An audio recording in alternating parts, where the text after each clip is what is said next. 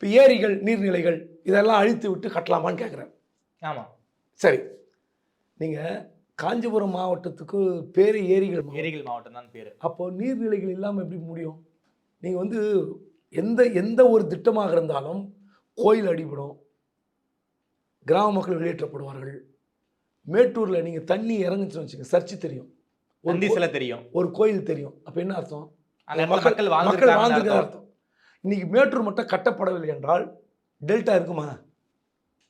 Delta மக்கள், நீங்கள் அந்த ஊர் தானே, டெல்டா தானே, அந்த ஊரில் ஏதாவது எவனாவது ஒரு ஆள், தப்பாக எடுத்துக்காதீங்க, எவனாவது ஒரு ஆள் கிணறு வெட்டி பம்ப் செட்டு பாசனம் பண்ணியிருக்காங்களா?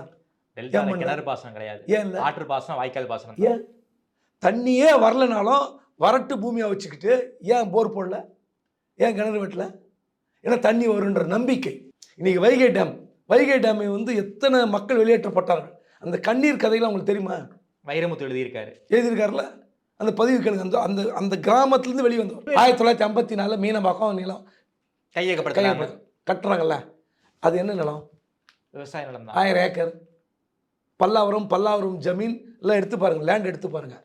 நீங்கள் அவ்வளோலாம் வேண்டாங்க, வடபழனிக்கு தள்ளி போங்க, சாதி கிராமத்தில் ஆரம்பிங்க. 90 வரை விவசாயம் பார்த்த பூமி அது. 90 வரை தெரியுமா உங்களுக்கு? நீங்கள் பார்த்துக்கிறீங்களா? நீங்கள் பார்த்துருக்க மாட்டீங்க, நான் பார்த்துருக்கேன். 90 வரை சாலி கிராமத்தில் விவசாயம் பண்ணியிருக்காங்க. அந்த வடபழனி தாண்டி, சூர்யா ஹாஸ்பிட்டல் தாண்டி நான் நிலத்தை பார்த்துருக்கேன். நீங்கள் அவ்வளோ கூட வேண்டாம். நம்ம போரூர் இருக்குல்ல, மருத்துவமனை, போரூர் மருத்துவமனை எதிரே அங்கிருந்து பூந்தமல்லி நடுவில் காட்டுப்பாக்கத்தில் நிலத்தை நான் பார்த்துருக்குறேன். எல்என்டி பக்கத்தில் மொகலிவாக்கத்தில் நிலத்தை பார்த்துருக்குறேன். நீங்கள் மொகலிவாக்கத்தில் ஏதோ ஒரு லேண்டு காட்டுங்களேன், பயிர் நிலத்தை காட்டுங்களேன்.